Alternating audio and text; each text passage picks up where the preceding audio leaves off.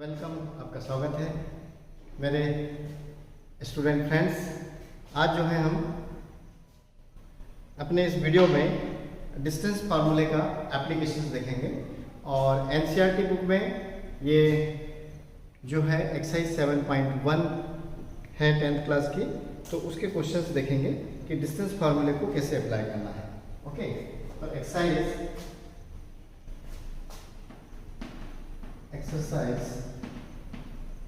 7.1 NCERT. Question number 1. In this question, find the distance between the following points. Find the distance between the following points. For example, जैसे हमने ले लिया इसका second question, first point हमने mark कर लिया उसको A -5 7 and B is the -1 3। बहुत सिंपल है इसका एप्लीकेशन। ये आपका x1 y1 हो गया और ये x2 y2 हो गया। तो AB is equal to directly आप जो है फॉलो कर सकते हैं x2 minus x1 -1 -5 the whole square plus 3 -7 the whole square. मैं डायरेक्ट इसलिए अप्लाई कर रहा हूँ। जनरली सीबीएसई जो बोर्ड एग्जाम होता है उसमें जो मार्किंग स्कीम होती है उसमें फार्मूले पे कहीं पे भी मतलब मार्क्स अवार्ड नहीं होते हैं, डायरेक्ट जो है आपके प्रोसेस पे होते हैं। तो आपको फार्मूला मालूम है, आपको पैटर्न मालूम है कि कैसे करना है कि भाई x2 माइनस x1, तो x2 -1 है और x2 आपका -5 है, तो x2 minus x1 the whole square. Similarly y2 minus y1 the whole square. Now simplify this one, -1 -5 है, माइनस इंटू माइनस प्लस हो जाएगा आपका द होल स्क्वायर, और इसको सिंप्लीफाई किया तो -4 द होल स्क्वायर। ठीक है, आगे आपके पास root over again this one is the 4, तो 4 स्क्वायर प्लस 16, तो रूट ओवर 16 प्लस 16। आप इसको लिख दीजिए 2 into root over 16 and 16 is the perfect square, तो its square root is 4, ये आ गया 4√2 यूनिट। जो भी होगा यूनिट्स उसके अकॉर्डिंगली मेंशन हो जाएगा। इसमें एक क्वेश्चन और देखेंगे, इसी का थर्ड क्वेश्चन है, question number 3। In this question the first point let this A is A, B and second point is B and it is -A, -B. Okay,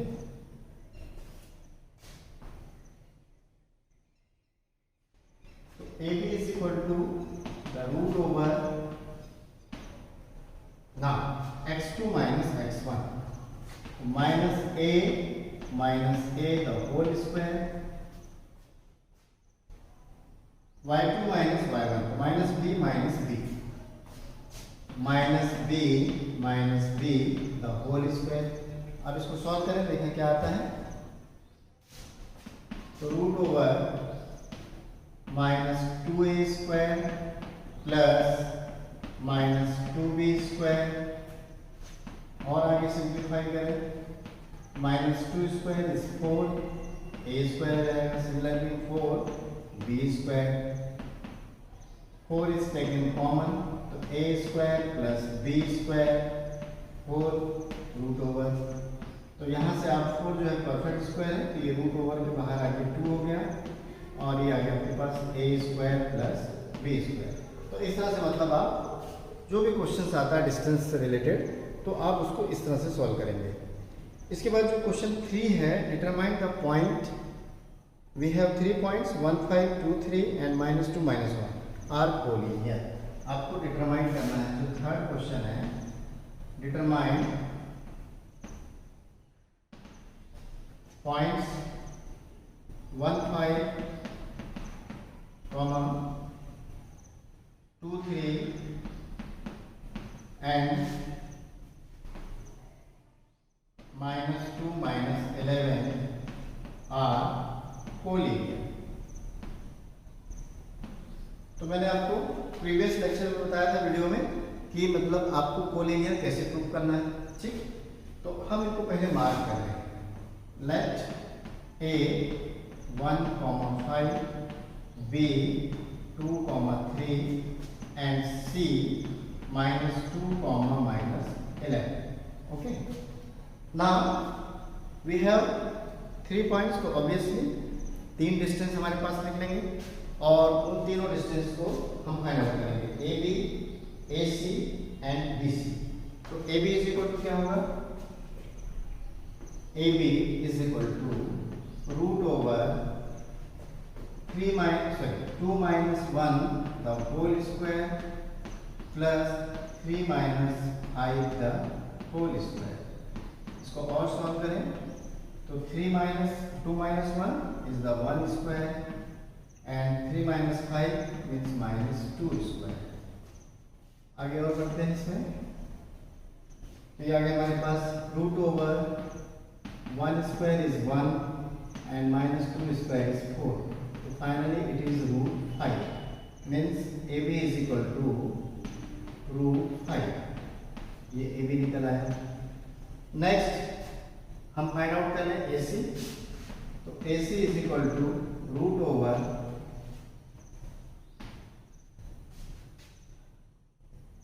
ये सी पॉइंट, तो -2 minus 1 the whole square -2 minus 1 the whole square -11 minus 5 the whole square -11 minus 5 the whole square।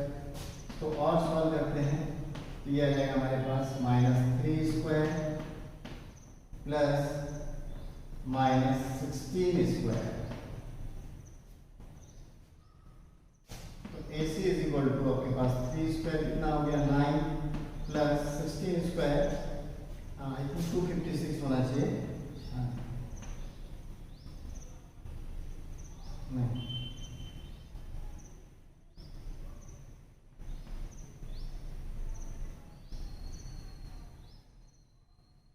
Okay 256 ही होता है। अब जो है आगे इन दोनों को ऐड कर दें तो ये आ जाएगा आपके पास 9 plus 6 15 in hand 1 6 265। ये किसका वैल्यू निकल गया, AC is equal to root over 265। अब नेक्स्ट वैल्यू जो है हमको किसकी फाइंड आउट करना है, BC, तो BC फाइंड आउट करेंगे। Now BC is equal to root over BC, B ये है और C है हमारे पास, तो -2 minus 2 the whole square plus -11 minus 3 the whole square। तो ये आ जाएगा रूट ओवर, ये 0 स्क्वायर हो गया आपका तो 0 ही होगा, और ये आ गया -14 स्क्वायर, तो finally it is root over 196। ये BC की वैल्यू आ गई। अब इसमें यहाँ पे कोई भी नंबर हमारे पास परफेक्ट स्क्वायर ये है, बाकी नहीं है। ठीक, तो रूट ओवर निकालने की जरूरत नहीं है।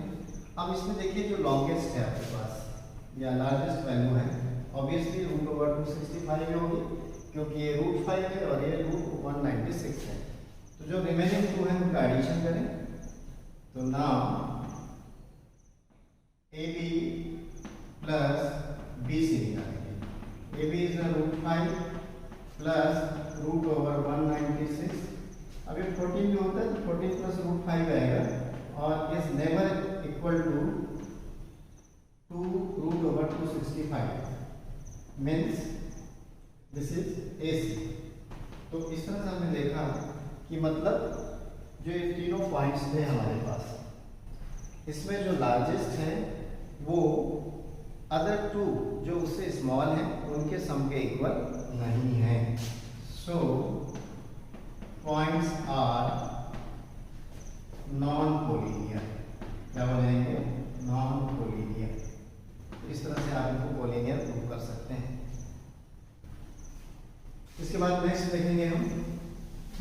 अब नेक्स्ट जो है इसमें क्वेश्चंस की वैरायटी जो है क्या हो सकती है वो ध्यान दीजिएगा कि यदि आपसे ट्रायंगल के बारे में बोल रहा है तो 3 पॉइंट्स गिवन होंगे और उन तीनों पॉइंट्स में से आपको क्या करना पड़ेगा, तीनों लाइन सेगमेंट्स की लेंथ निकालनी पड़ेगी। If two lines are equal then triangle is isosceles, all three are equal then triangle is equilateral, all three are the different means triangle is scalene, और साथ में आइसोसेलेस के साथ राइट एंगल ट्रायंगल भी आपको check करने आ सकता है। तो उसमें आपको क्या करना पड़ेगा, पाइथागोरस अप्लाई करना पड़ेगा। पाइथागोरस अप्लाई करने के लिए क्या देखेंगे आप कि जो लार्जेस्ट है उसको छोड़ दीजिए, अदर टू स्मॉलेस्ट का स्क्वायर का सम निकालिए। यदि वो लार्जेस्ट के स्क्वायर के इक्वल आता है तो आप प्रूफ करेंगे कि ये जो है राइट ट्रायंगल है, और टू साइड्स इक्वल हैं तो आइसोसेलेस राइट ट्रायंगल हो जाएगा। इस तरह से मतलब आप लोग कर सकते हैं।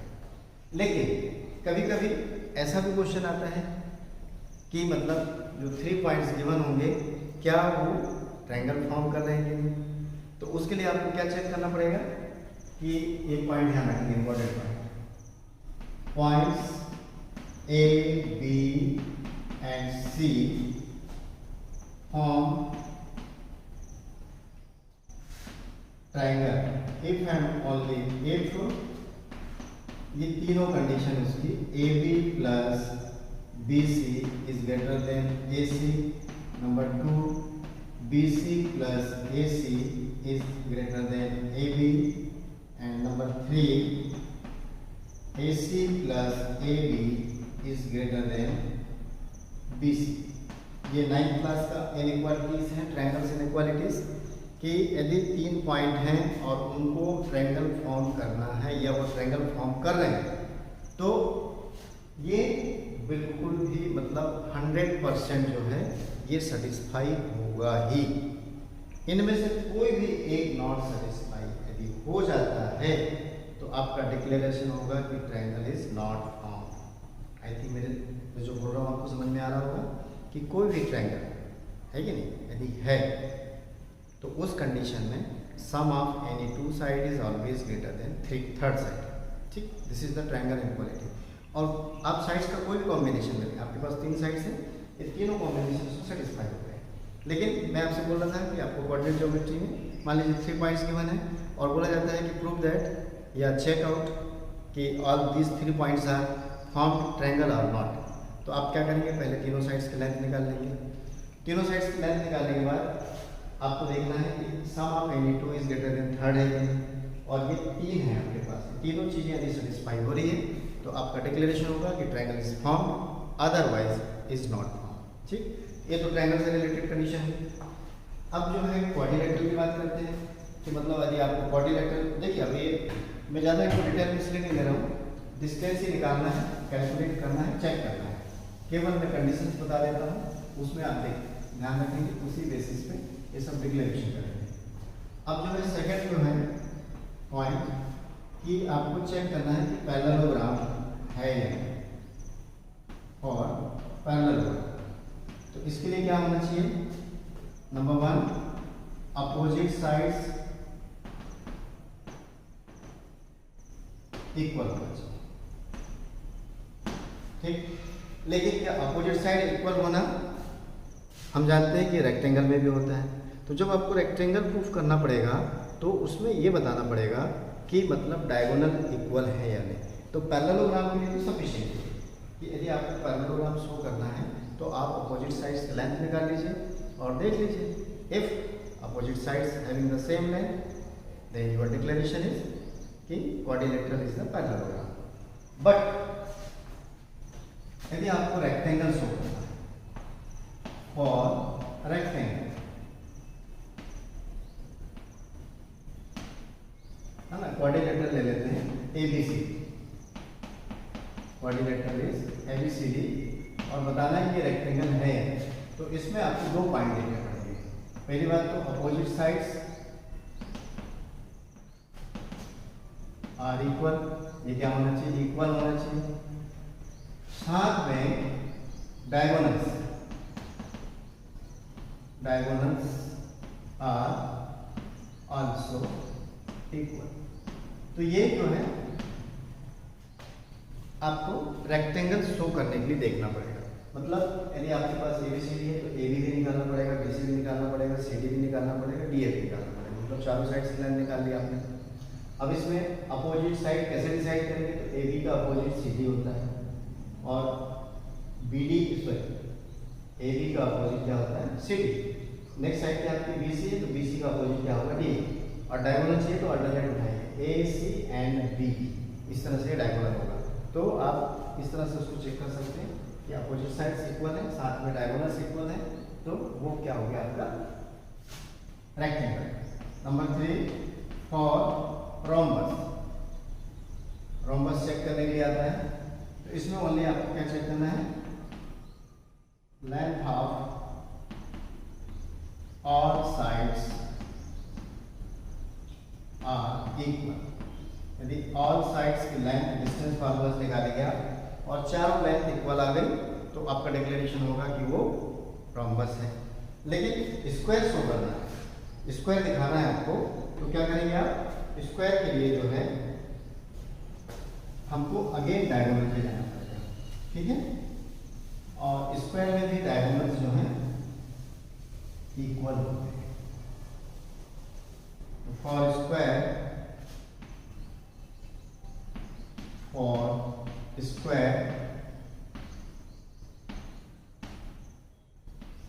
number 1 length of all four sides are equal, and second diagonals are equal। ये दोनों चीजें आपको मिल रही हैं तो आपका डिक्लेरेशन होगा कि मतलब वो जो क्वाड्रिलेटरल है वो स्क्वायर होगा, ठीक। तो ये इन पे बेस्ड क्वेश्चन आ सकते हैं। आपको 4 पॉइंट्स के बनोगे, आप अपनी टेक्स्ट बुक में देखेंगे ऐसा क्वेश्चन 6 है आपका, क्वेश्चन नंबर 6 है, उसमें ऑल 4 पॉइंट्स गिवन है। आपको देखना है कि वो क्वाड्रिलेटरल है या नहीं है, तो कौन सा क्वाड्रिलेटरल है ना समझ में। तो मैंने बता दिया आपको कि पैरेललोग्राम के लिए केवल और केवल सफिशिएंट हमारे पास क्या है कि अपोजिट साइड्स की लाइन इक्वल होना चाहिए।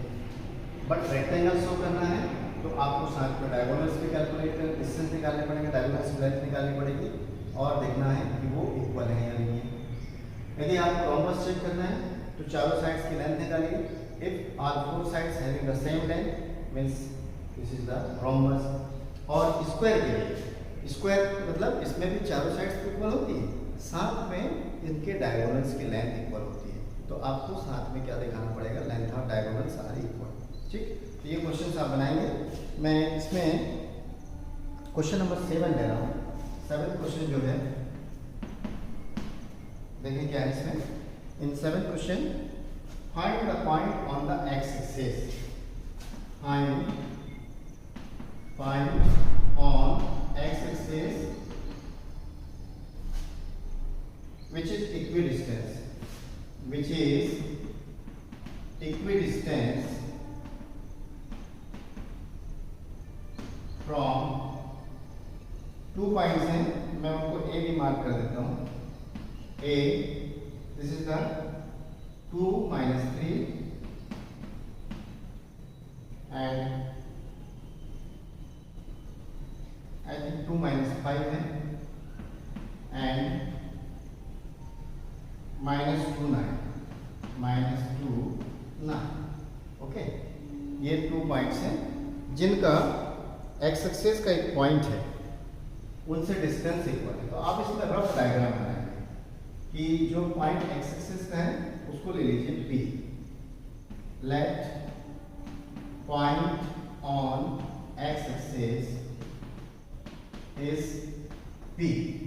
तो P के कोऑर्डिनेट क्या हो सकते हैं, Therefore, P जो है एक्स एक्सिस में है और मैंने बताया है कि एक्स एक्सिस में जो भी पॉइंट होता है उसका y कोऑर्डिनेट 0 होता है। तो ये आ जाएगा आपके पास x, 0, मतलब आपको x फाइंड आउट करना है। क्या फाइंड आउट करना है, x। अब इसका एक रफ फिगर बनाते हैं कि सपोज कर लें कि ये पॉइंट P है और ये पॉइंट A है और ये B है, ये दोनों डिस्टेंस इक्वल है। A कितना है हमारे पास 2, -5 और B है हमारे पास -2, 9। तो हमको क्या करना पड़ेगा, पी ए और पी बी इक्वल है हमारे पास, we have P A is equal to P B, ये क्वेश्चन में गिवन है हमको, तो obviously P A square is equal to P B square होगा। जब वो इंडिविजुअल इक्वल है तो उनके स्क्वायर भी कैसे होंगे, इक्वल होंगे। ओके, तो डिस्टेंस फार्मूला अप्लाई करें, पी ए, पी है x कॉमा जी, तो x minus two the whole square, x minus two the whole square plus 0 minus minus 5, तो ये हो जाएगा plus is equal to, square लगा हुआ है तो रूट ओवर नहीं लगाएंगे, पी वी स्क्वायर, ये हो जाएगा आपके पास x minus minus two means plus 2 हो जाएगा whole square, then plus 0 minus 9 the whole square. Okay, expand कर लें, a minus B the whole square, x square minus 4x plus 4 plus 25 is equal to x square plus 4x plus 4 plus 81। अब equal sign के other side same quantity cancel हो जाएंगी और कुछ cancel होगा, 4 cancel हो जाएगा, तो आप इस 4 को इधर लेके आइए, तो minus 4x plus 4x is equal to 25 इधर शिफ्ट करते हैं, 81 माइनस 25, इसको इधर शिफ्ट किया तो माइनस होगा, तो minus 8x is equal to, subtract करना है, 11 माइनस 5 6, 7 माइनस 2 5, तो x इज इक्वल टू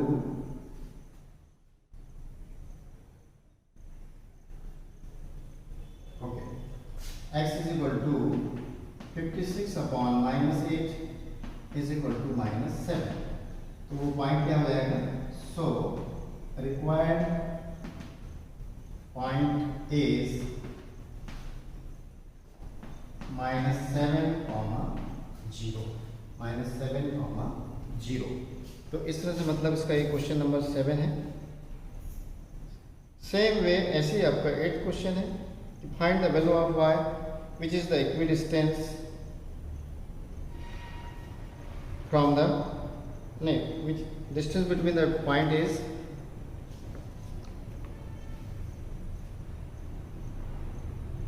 मैं क्वेश्चन 10 ले रहा हूँ, last question,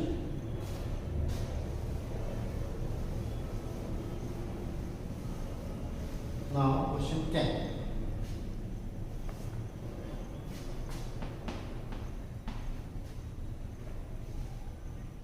find the relation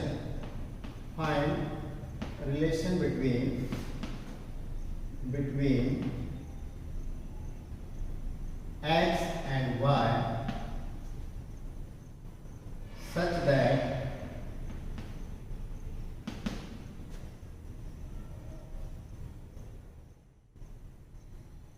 point x y is equidistant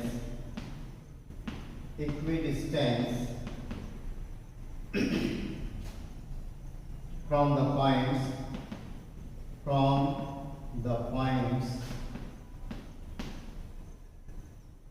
3, 6 and minus 3, 4। Same जैसा 7 क्वेश्चन था वैसा ही है, बट यहाँ पर रिलेशन निकालना है। तो एक्स वाई को हम पी ले लेते हैं, यहाँ से ये 2 पॉइंट्स आपके पास ए एंड बी है, मान लीजिए ए ले लिया हमने 3, 6 और बी ले लिया -3, 4, ये दोनों डिस्टेंस इक्वल है। तो आपको इन एक्स और वाई में रिलेशन फाइंड आउट करना है, in x and y find the relation.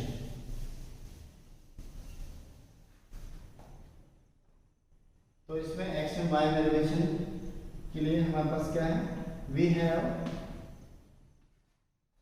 P A is equal to P B, तो obviously P A square is equal to P B square.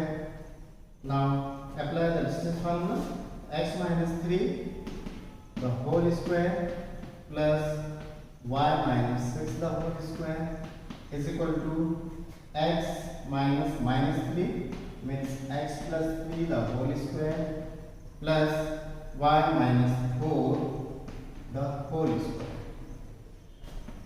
Expand करेंगे x square minus 6x plus 9 y square minus 12y plus 36 is equal to x square plus 6x plus 9 plus y square minus 8x plus 16 x square y square is cancel out, इधर minus 6x यहाँ पे plus 6 है तो ये भी यहाँ पे minus 6x हो जाएगा, देन माइनस रीअरेंज भी करते जा रहे हैं, ये इधर शिफ्ट होके प्लस 8x हो जाएगा प्लस 9 तो कैंसिल हो जाएगा तो 9 कैंसिल कर दिया हमने प्लस 36 और ये 16 इधर आके माइनस 16 इज इक्वल टू 0। ये आ गया minus 12x minus 4y plus 20 is equal to 0। आप देख रहे हैं इसके कोफिशिएंट 4 से डिविजिबल है, आप डिवाइड कर दीजिए, साथ में माइनस 4 से डिवाइड कर दीजिए तो 3x plus y minus 5 minus sign से डिवाइड कर रहे हैं इसलिए साइन चेंज हो जाएगा और इस तरह से मतलब ये आपको रिलेशन मिलेगा। तो आई थिंक मैंने जो क्वेश्चन बताया तो सभी क्वेश्चंस के सॉल्यूशन प्रोवाइड करना पॉसिबल नहीं है। जितने क्वेश्चंस बताए इस बेस पे मैं उम्मीद करता हूँ कि आप जो रिमेनिंग क्वेश्चंस हैं या और भी आपके पास क्वेश्चन कलेक्शन है आप उनको सॉल्व कर सकते हैं। तो इसी उम्मीद के साथ कि आप जो है इस बेस पे और एक्स्ट्रा क्वेश्चंस आप इजीली सॉल्व कर पाएंगे। मैं आज अपने वीडियो को यहीं पे क्लोज करता हूँ और फिर से आपसे रिक्वेस्ट है, आप वीडियो देख रहे हैं, वाकई आपको पसंद आ रहा है, हर एक चीज़ जो बताई जा रही है समझ में आ रहा है, आपके लिए वो यूज़फुल है, आपके एकेडमिक एनहेंस के लिए काम कर रहा है, तो मेरा रिक्वेस्ट होगा कि चैनल को सब्सक्राइब ज़रूर करें ताकि आपको नेक्स्ट जो भी वीडियोज़ हैं उनके नोटिफिकेशन मिलते रहेंगे। तो तब तक के लिए थैंक यू।